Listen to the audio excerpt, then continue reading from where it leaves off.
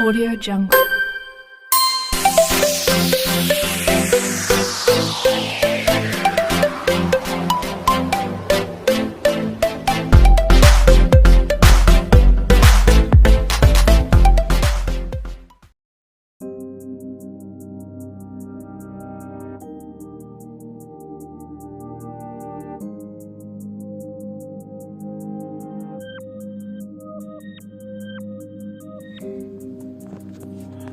Baik, materi kita pada pertemuan kali ini untuk mata kuliah dasar-dasar Penjas yang akan kita bahas di sini adalah yang pertama definisi pendidikan, yang kedua konsep pendidikan, yang ketiga jenis pendidikan, dan pendidikan karakter. Nah, nanti kita akan pelajari ini semua pada video yang saya sampaikan ini.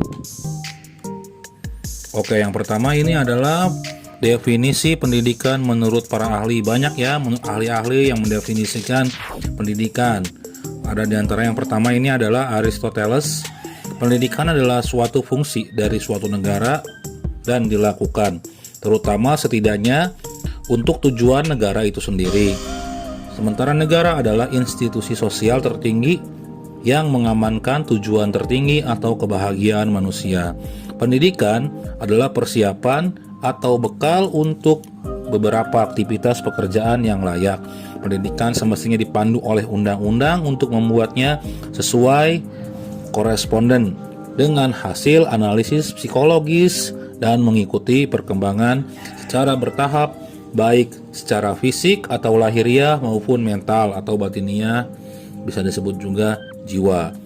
Selanjutnya di sini ada Undang-Undang Sistem Pendidikan Nasional, disingkat Sisdiknas nomor 20 tahun 2003, yang mana mengungkapkan pendidikan adalah usaha sadar dan terencana untuk mewujudkan suasana belajar dan proses pembelajaran agar peserta didik secara aktif mengembangkan potensi dirinya untuk memiliki kekuatan spiritual, keagamaan, pengendalian diri, kepribadian, kecerdasan, akhlak mulia, serta keterampilan yang diperlukan dirinya dan masyarakat. Selanjutnya ada menurut Socrates, pendidikan adalah suatu sarana yang digunakan untuk mencari kebenaran, sedangkan metodenya adalah dialektika.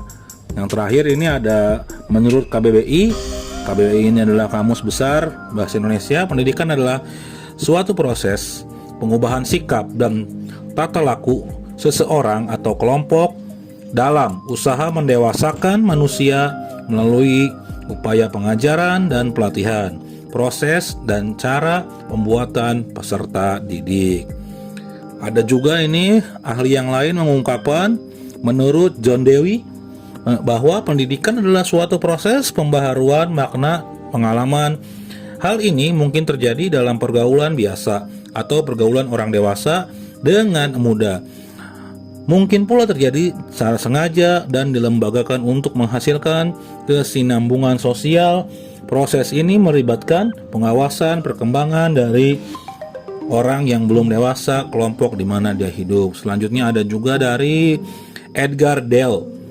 Pendidikan merupakan usaha sadar yang dilakukan oleh keluarga, masyarakat, dan pemerintah melalui kegiatan bimbingan, pengajaran, dan latihan yang berlangsung di sekolah dan di luar sekolah sepanjang hayat, mempersiapkan peserta didik agar dapat mempermainkan peranan sebagai dalam lingkungan hidup secara untuk masa depan yang akan datang. Ada juga Plato di sini mengungkapkan. Nah, di sini juga nih yang menurut saya agak keren ini adalah menurut Rocky Gerung nih. Menurut Rocky Gerung ini pendidikan adalah perang terhadap kedunguan. Nah, yang terakhir ini ada menurut Ki Hajar Dewantara, pendidikan merupakan permintaan dalam kehidupan anak-anak. Intinya adalah bahwa pendidikan mengarah semua kekuatan yang ada di alam agar peserta didik sebagai manusia dan anggota masyarakat dapat mencapai keselamatan yang tinggi dan kebahagiaan hidup. Selanjutnya ada tujuan pendidikan. Tujuan pendidikan ini ada beberapa ya. Yang pertama ini ada Undang-Undang Nomor 2 Tahun 1985, Undang-Undang Nomor 20 Tahun 2003, Dan yang terakhir ini ada MPRS nomor 2 tahun 1960. Yang dimana di sini adalah pendidikan itu untuk mendidik, ya kan? Mengembangkan potensi mencerdaskan individu dengan lebih baik. Diharapkan mereka memiliki pendidikan dengan baik dan dapat memiliki kreativitas, pengetahuan, kepribadian, mandiri, dan menjadi pribadi yang lebih bertanggung jawab. Bisa disimak dan dibaca sendiri di sini. Menurut Undang-Undang 2 ada 2, nomor 2 tahun 1985, nomor 20 tahun 2003, dan MPRS nomor 2 tahun 1960. Selanjutnya ini adalah fungsi pendidikan. Nah, fungsi dari pendidikan ini ada beberapa. Yang pertama ini adalah mempersiapkan seluruh masyarakat dapat mandiri dalam mencari nafkahnya sendiri. Yang kedua, membangun serta mengembangkan minat dan bakat individu demi kepuasan pribadi dan kepentingan umum. Selanjutnya ada melestarikan kebudayaan masyarakat, menanamkan keterampilan yang dibutuhkan dalam keikutsertaan dalam berdemokrasi. Yang terakhir ini menjadi sumber inovasi sosial di masyarakat. Oke. Yang selanjutnya ini ada jenis-jenis pendidikan, ya. Pendidikan ini dibagi menjadi 3 jenis. Nah, yang pertama ini adalah pendidikan formal. Oke. Pendidikan formal ini adalah jenis pendidikan yang sudah terstruktur dan memiliki jenjang, mulai dari pendidikan anak usia dini, PAUD, pendidikan dasar, SD, pendidikan menengah, SMP, dan pendidikan menengah atas atau SMA. Dan yang terakhir adalah pendidikan tinggi atau belajar di jenjang universitas. Kemudian ada pendidikan non formal. Ini non formal ini biasanya disertakan sesuai dengan hasil program pendidikan formal melalui proses pihak berwenang. Contohnya seperti lembaga kursus, majelis taklim, pengajian, kelompok bermain, sanggar, klub-klub olahraga. Adapun juga itu sanggar senam dan lain-lain. Ini termasuknya ke pendidikan non formal, yang mana di sini adanya sertifikat juga bisa diakui. Selanjutnya pendidikan informal. Pendidikan informal ini berasal dari keluarga dan lingkungan di mana peserta didiknya diharapkan dapat belajar secara lebih mandiri. Contoh pendidikan informal ini seperti agama. Di agama kan masing-masing agama kita diajarkan ya menurut agama dan kepercayaan masing-masing, cara bertingkah laku, cara beribadah, cara bergaul dengan sesama umat satu agama, cara bergaul dengan umat yang lainnya, kemudian cara bersikap sopan santun, budi pekerti, etika, moral, serta sosialisasi sesama manusia. Oke. Yang selanjutnya ini ada yang namanya pendidikan karakter. Pendidikan karakter ini adalah suatu usaha manusia secara sadar dan terencana untuk mendidik dan memberdayakan potensi peserta didik guna membangun karakter pribadinya sehingga dapat menjadi individu yang bermanfaat bagi dirinya sendiri dan lingkungannya. Pendidikan karakter ini merupakan sistem pendidikan yang bertujuan meningkatkan nilai-nilai karakter pada peserta didik yang di dalamnya terdapat komponen pengetahuan, kesadaran, dan kemauan serta tindakan yang untuk melakukan nilai-nilai tersebut. Nah, di sini juga ada nih, silahkan kalian baca sendiri pendidikan karakter definisinya menurut para ahli ya. Ada beberapa ahli di sini saya cantumkan 3 ahli. Yang pertama T. Ramlee, yang kedua Thomas Liskona, yang terakhir adalah John W. Sunrock. Silahkan kalian dibaca sendiri nih. Nah, itu ada pendidikan yang mengedepankan esensi dan makna terhadap moral, akhlak, sehingga hal tersebut mampu membentuk pribadi secara didik yang baik. Silahkan dibaca dulu tuh supaya dipahami untuk bab pendidikan karakter ini, karena pendidikan karakter ini menurut saya sangat penting ya. Sekarang ini agak susah untuk pendidikan karakter karena kebanyakan anak-anak zaman sekarang ini karakternya kurang baik, atau sering diistilahkan sekarang anak nggak ada akhlak, yaitu anak-anak yang tidak memiliki karakter yang baik. Yang selanjutnya ini ada fungsi dan tujuan pendidikan karakter. Oke.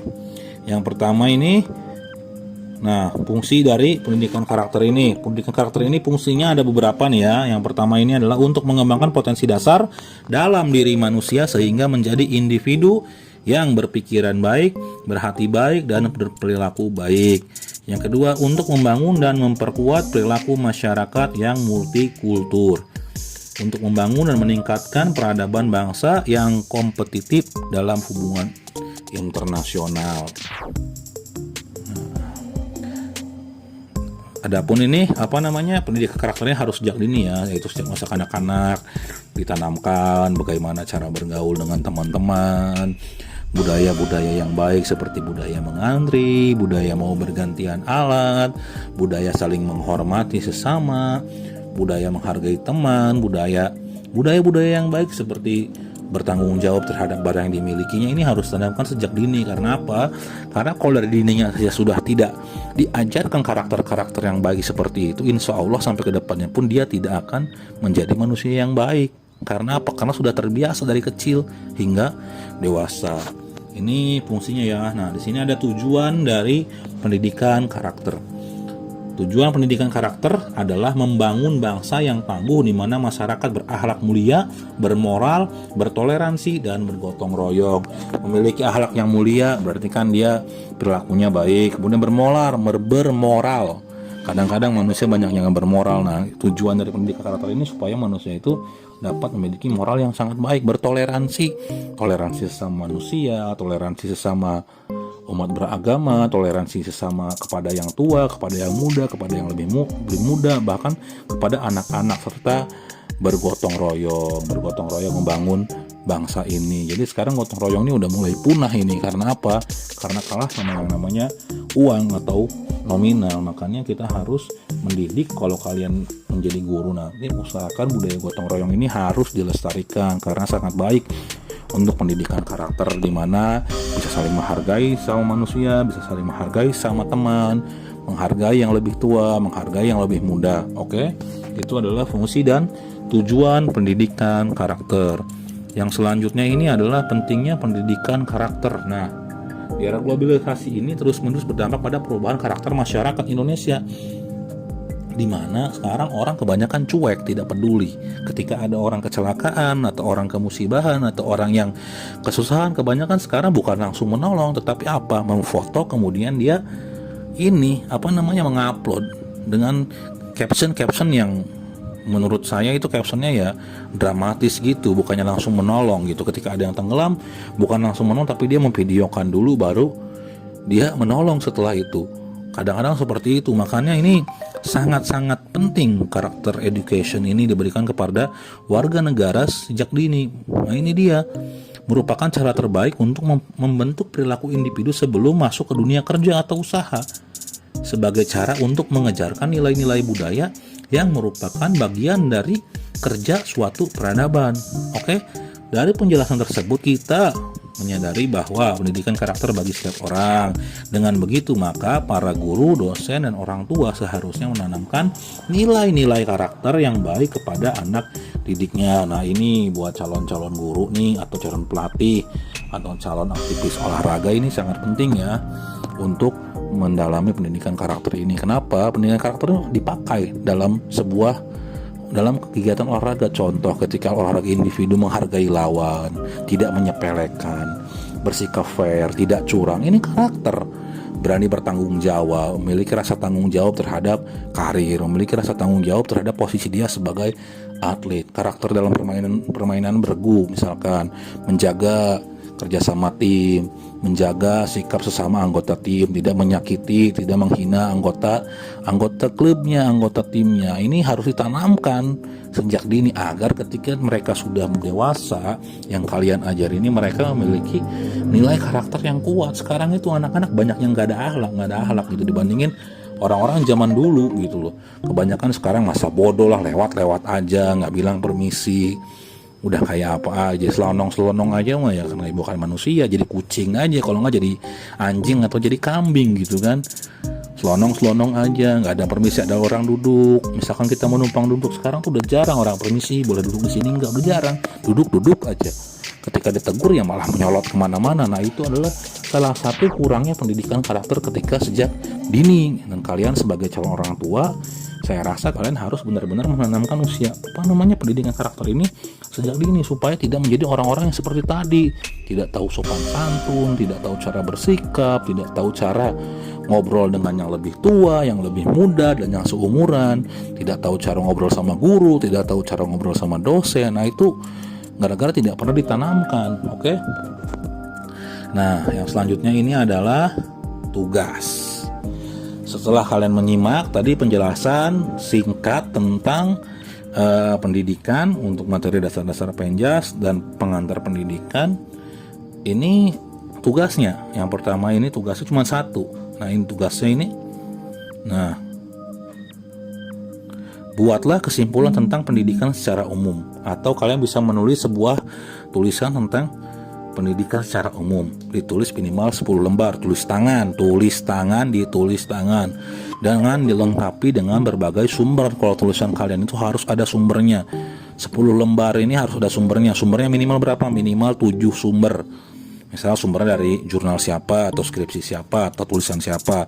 Kemudian tugas ini ditulis tangan.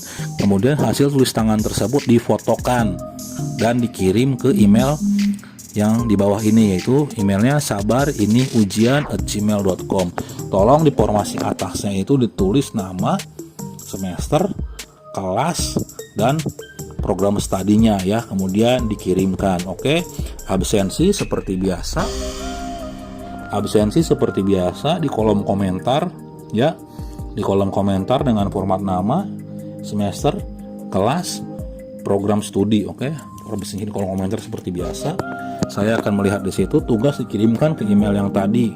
Dan bagi mahasiswa yang belum mensubscribe channel saya, silahkan subscribe, silahkan like, dan disampaikan kepada teman-temannya yang belum mensubscribe atau men-like video saya. Oke, mungkin cukup sekian pertemuan dari saya, perkuliahan pada siang hari ini.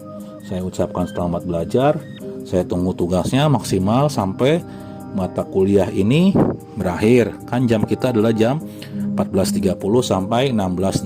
Setelah 16.00, absensi di link YouTube atau di komentar YouTube akan saya nonaktifkan. Begitupun tugas tidak akan saya terima. Bagi yang terlambat, yaitu bukan salah saya, karena saya sudah masuk sesuai jadwal yang telah disepakati. Kemarin di kontrak mata kuliah juga sudah dijelaskan oleh saya bagaimana sistem perkuliahan dengan saya. Wabillahi taufiq wal hidayah, wassalamualaikum warahmatullahi wabarakatuh. Salam olahraga.